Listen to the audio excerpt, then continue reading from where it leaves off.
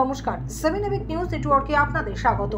দোলের উৎসবে মাতোয়ারা সারা দেশ, ব্যতিক্রম নন লোকসভা নির্বাচনের বিভিন্ন দলের প্রার্থীরাও। আর যাদবপুরের তৃণমূল প্রার্থী সায়নী ঘোষ সবসময়ই প্রচারের আলোতে থাকতে চান। এদিনও তার অন্যথা হলো না। তার নিজের নির্বাচন কেন্দ্র যাদবপুরের বিভিন্ন এলাকায় বসন্ত উৎসবে যোগ দিয়ে সায়নীকে দেখা গেল বিভিন্ন বয়সী মানুষের সাথে আবির খেলায় মেতে উঠতে।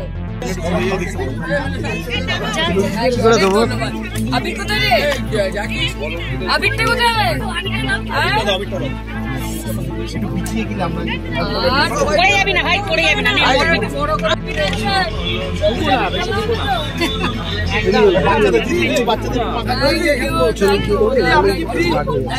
দিদি আপনার দিকে একটু, ও দিদি একটু দেখি, একটু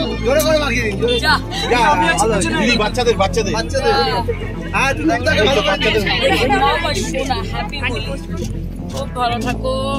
পরে সাংবাদিকদের মুখোমুখি হয়ে সায়নী সুলভ ভঙ্গিতেই জানিয়ে দিলেন তার লড়াই বাম যুব প্রার্থী সৃজনের বিরুদ্ধে নয়, তার প্রতিপক্ষ ধর্মান্ধ ভারতীয় জনতা পার্টি। এইভাবেই তো চলা উচিত এবং রাজনৈতিক সৌজন্য থাকা তো খুব দরকারি, স্পেশালি আমাদের ইয়াং জেনারেশন।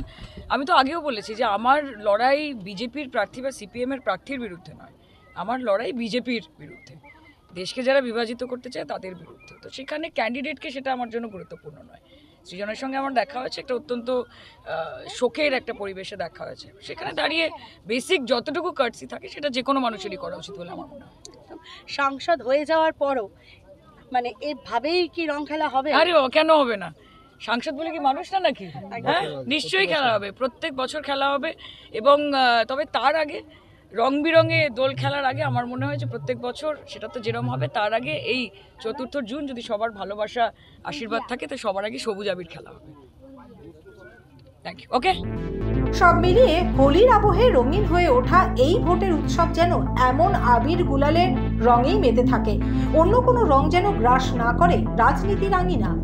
যাদবপুর থেকে মামনি রায়ের রিপোর্ট, 7 এবিক নিউজ নেটওয়ার্ক।